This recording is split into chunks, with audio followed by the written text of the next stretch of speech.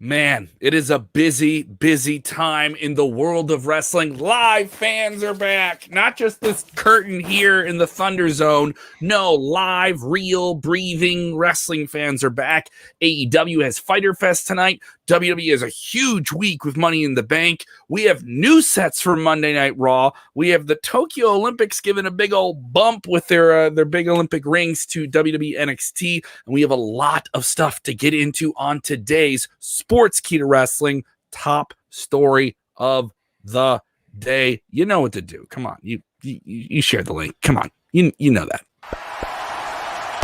Watch out, watch out, watch out, watch out!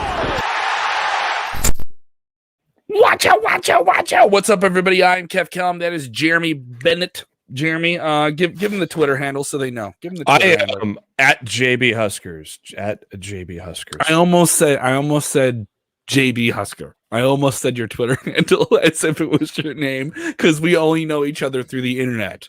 But yeah, if you're with us live, a lot to get into on today's show. If you're just joining us, plenty to cover. And if you haven't done it already, go ahead and like this video. If you support our channel, you haven't seen us before, go ahead and check out all the stuff we're doing. We just dropped an interview this week with Johnny Gargano that is up now on our YouTube. Johnny Gargano got mauled by Karrion Kross on this week's WWE NXT. We have some big WWE NXT news in this video. We also have news coming up here about Raw and SmackDown. They are getting a big facelift. We'll talk about that in a little bit, and also check out other things we have coming up on the channel. Natalia will be joining us on an in-depth episode of tomorrow's episode of Inside Cradle. They'll be over an hour. We do over an hour on those shows, so that's every Thursday. And Nikki Ash will be joining us on Friday. So a lot of content from us right down the pipe here from WWE. A lot of stories to cover.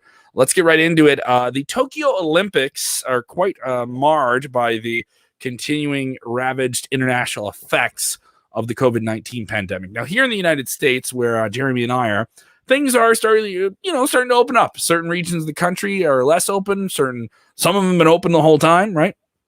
But in Japan, the distribution of the vaccine has not been as high. They only have about 15% vaccinated. So they're much more hesitant to having, over 100,000 athletes and officials and broadcast people come into the country. They do not want it.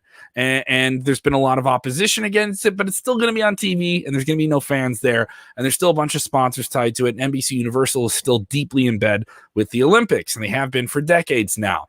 That includes airing all of the Olympic events, which are all over the place on their various different TV channels, including the USA Network, which means NXT is getting bumped. What's the story here? Well, there's going to be 2 NXT episodes that are going to be on Sci-Fi. So their other property, the Sci-Fi channel, of course, they've not been, they've been host to WWE programming in the past. But the July 27th NXT episode is being bumped from the USA Network to Sci-Fi due to the Olympic coverage. Mm-hmm. And also updated a little later on in the day, they added an update to the story. August 3rd's episode is also going to air on Sci-Fi. And so due to NBC Universal's commitment to Tokyo, of course, that's always a gigantic ratings grabber. So, they got to have almost all hands on deck with their NBC properties to air the Olympics. So not just July 27th, which is less than 2 weeks away, 13 days away, but they just added August 3rd as well. So we will get our regularly scheduled live NXT this Tuesday on the 21st, but then the next couple are going to be taped probably. I believe definitely the 27th is taped, and I'm assuming the 3rd will be taped too. So probably both Sci-Fi shows taped ahead of time. And shouting out that, yes, WWE does indeed have history with being on Sci-Fi. The ECW show was there. That transformed into the original version of NXT, that weird reality hybrid thing. They tried it. I know a lot of people look at it. Hey, you know what? But I'll be honest. They tried something with that. Like, they tried to do something unique with that. That wasn't like an unoriginal idea. They tried the wrestlers with the coaches. I liked that because it gave us the birth of the great storyline between Daniel Bryan and The Miz, and there were some great pairings there. But it was, I think, the obstacle courses and that stuff that some of those competitions were dumb. If they kept it strictly to wrestling, maybe it would have been a little cooler, but it got kind of hokey with the obstacle courses and things. All right, so we have people texting in here about this bump here of NXT getting moved around by the Olympics. Yeah. And SmackDown not going to be affected by that because Olympics aren't going to be on Fox. I wonder if Raw seems like they're staying steady on Monday nights. So far, yeah. But it makes sense that NXT would get moved. It makes sense in terms of where things are, and they're still on TV. It's not like, hey, the show's only on Peacock for the next few weeks. No, they're still on television, so it isn't that bad. Phil is texting in here from Arizona saying wrestling is better than the Olympics, though. What do you? That's an insult. That's an insult too. American Patriot Kurt Angle, former WWE champion, WWE Hall of Famer, who defended this country with a broken freaking neck. All right, and won the Olympics 1996. There's plenty of there's a couple of wrestlers with Olympic ties. Ken Patera, I know, was in there. Mark Henry was in weightlifting, powerlifting. So not too many ties here. I don't mind it. You could see some people in the Olympics this year get pulled over by WWE or AEW. So they go in there, they find those athletes, they find the body, and they build the character around it. Don't blame them here. Craig Backlund with a question here. Is NXT still going to be live? One of those shows is going to be live and the other one's going to be taped. So there's only going to be 2 weeks where this happens here. So this isn't nearly as bad as what AEW had to deal with, like that long drawn out NBA playoff scenario where for a month and a half they weren't on Wednesday nights. That was pretty hard, but they bounced back pretty well. AEW FYTER Fest going down tonight. We'll do a little bit of a preview before we're done here today. WWE is really ramping up some big things here. They're spending a lot of money. We're done with the Thunderdome. We're back in arenas. We got fans. We've heard the word. It's a hard reboot for WWE. Hard reboot means new look. WWE churns through graphics and different things like that, and they like to fresh it up. And this seems like the right time to do that. You're done with the Thunderdome. We're going to get a new look for SmackDown. I don't know if that means completely new logos, but we're definitely getting a new stage set that will debut this Friday. This SmackDown will be an eventful one. It'll air on the Fox Network as it always does, but it'll air for the first time in nearly 18 months in front of a live audience. This will be the first time WWE, their main roster brands, have been in front of live fans. NXT has been in front of them for months now, limited, masked, but this will be in Houston, Texas, no capacity limits. It's going to be a big weekend for them, and a new look is needed. I think I don't mind that. I know there's people that are marks for the stage sets. What do you think? Yeah, I mean, the SmackDown one, those are pretty impressive because it almost, the way they kind of film it and the way they built it looked like it was so high up in the air with all the pyro and all the lighting at the last set they did. So I'd like to hopefully continue kind of that look of where it looks like it's infinitely going into the sky. But I would love to see it separated from Raw like it used to back in the day. You got the legendary fist of SmackDown. It was separate from Raw. Then for the longest time, it looked like it was a different color palette from red to blue. So, it'd be interesting to see if they're going to separate Raw and SmackDown a little more. Obviously, there is, the brand split is still going to be in effect. They're going to have a draft here eventually. So I think it'd be kind of nice to kind of separate those out a little bit. And, I'm excited to see what we get on Friday, because I think I think they've been holding some stuff back, holding their cards back on some pulling the trigger on some interesting things. And, I think we're going to just kind of let it all out here with the live crowd starting on Friday. I do. I'm not going to take it for granted. I think this is going to be a special weekend for WWE. A very, very special weekend for WWE. We're doing some special things Saturday afternoon. We're going to be doing it. I've been talking about it for a while, but it is happening. We're going to be having a live watch along of the most important match of the 2010s for WWE, a match that would form and launch a generation of wrestlers and kick down the door of the WWE idealistic version of a champion. We're going to watch, and you're going to watch it with us in real time. John Cena versus CM Punk, Money in the Bank 2011. One of the best WWE matches of all time, and you're going to watch it with us. So we're going to be doing that in the afternoon. You want to turn your notifications on. You want to make sure you're live with us. We're going to be giving away some prizes in that as well, which is really, really cool.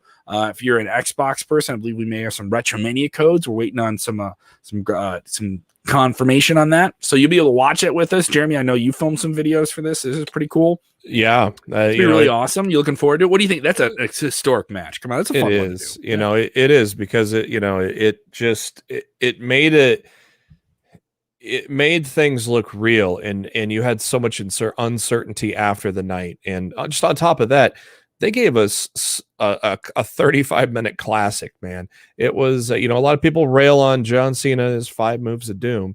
But they gave us a classic on that night and then left us wondering what the hell is going to happen after that. It was one of the wildest shows, dude. I was there. I was there.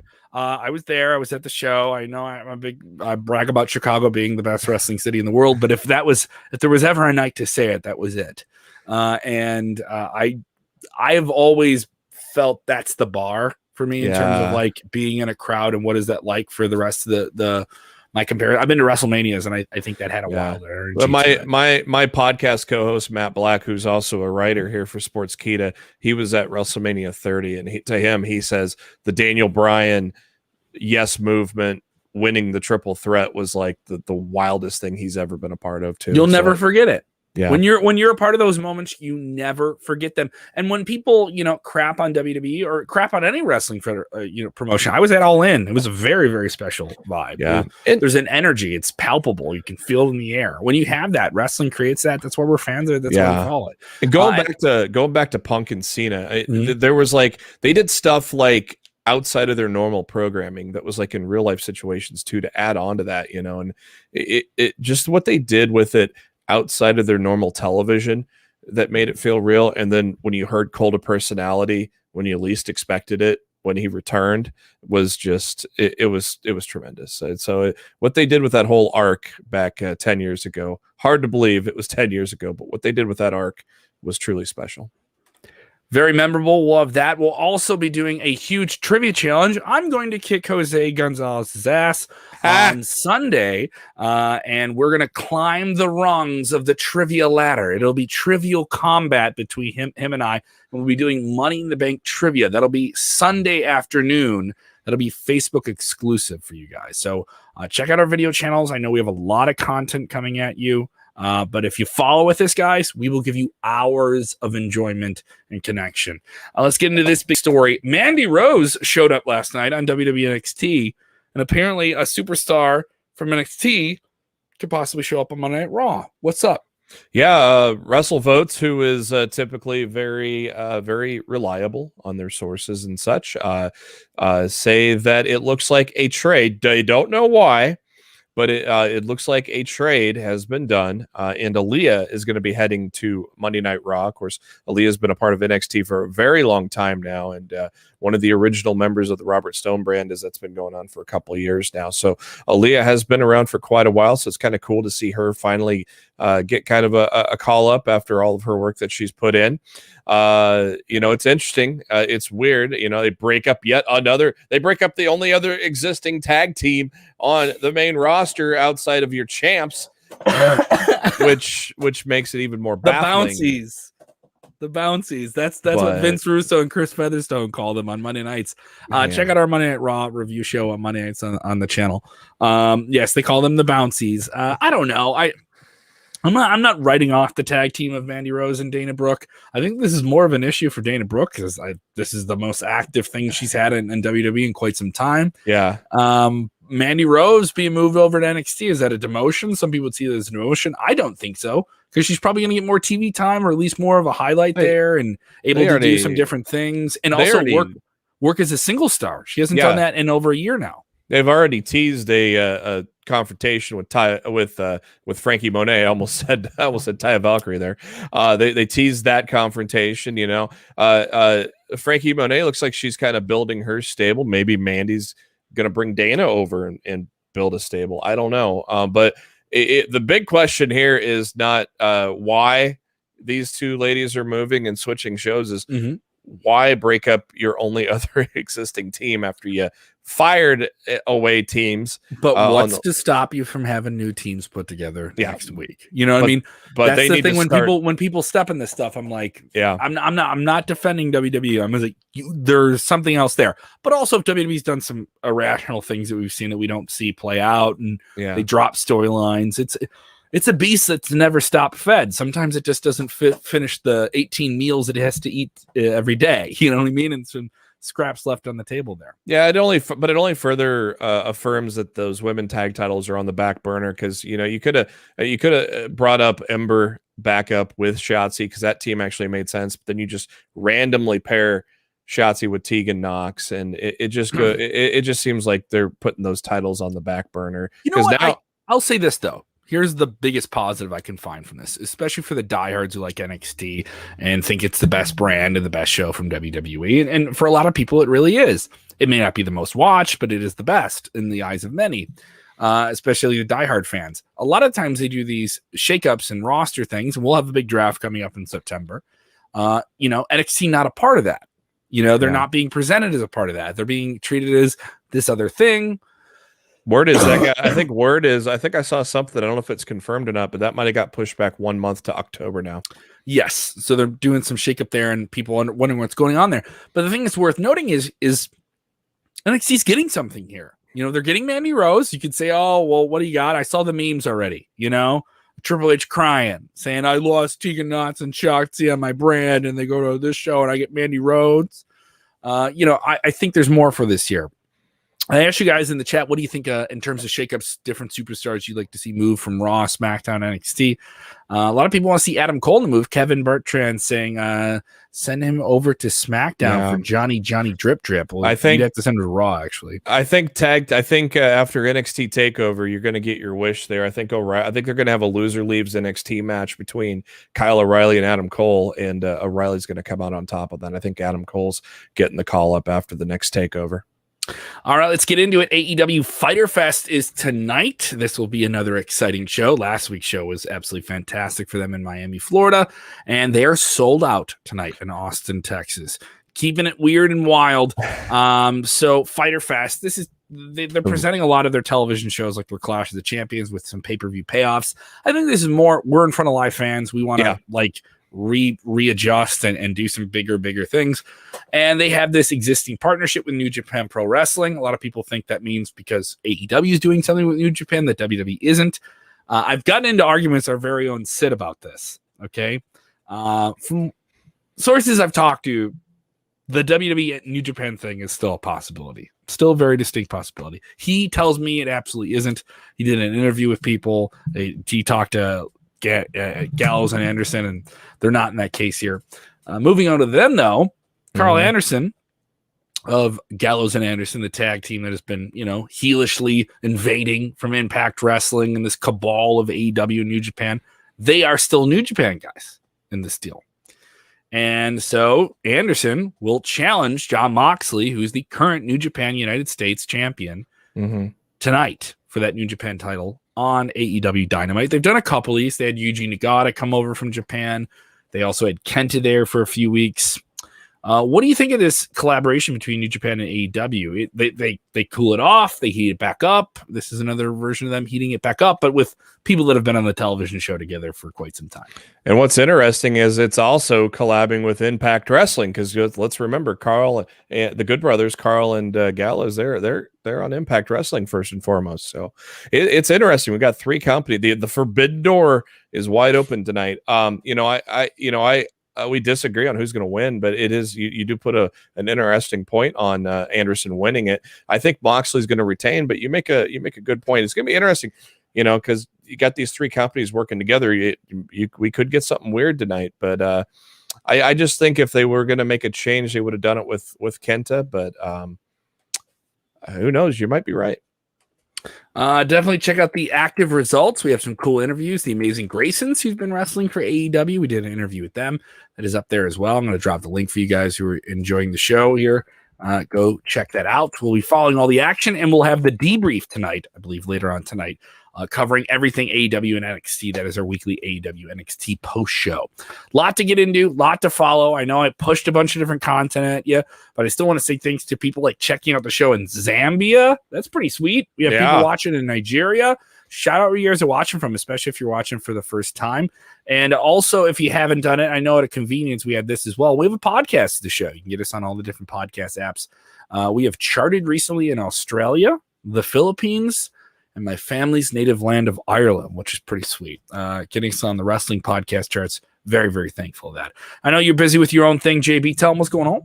Yeah, typically every Thursday we drop my podcast Lost in the Midcard with my co-host Matt Black. We had a personal friend unfortunately pass away this week, so we took this week off, but we will hopefully be back next week with our Money in the Bank review show. And it usually drops every Thursday afternoon on either Spotify or any podcasting app, iTunes, anything on Android as well. Also, we got the video version on YouTube as well. Just go to LITMC for Lost in the Midcard, LITMCpodcast.com. Thanks, guys. You can check me out on air. I just interviewed AJ Popoff, of the band Lit. I think one of the better bands that has endured. Their hit song "My Own Worst Enemy." A lot of other good stuff. They're doing a really, really cool show in New Berlin, Illinois. I'm on air there for WQLZ. QLZ. You can go to WQLZ.com. Stream us anywhere on the TuneIn app. On the Odyssey app as well. I believe we're on that. So I'm doing that every morning, Monday through Friday. This as well. I'm on 2 different rock radio stations, do a lot of different things. Also some comedy shows this weekend. I'm gonna take a nap. I think that's what I'm gonna do.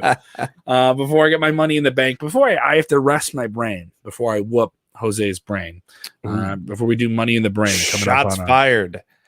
Is it really shots fired? Dude, it's gonna here's the thing. I'm gonna let Jose win. I'm gonna be nice. He will get to talk later tonight. Yeah. He will get to talk.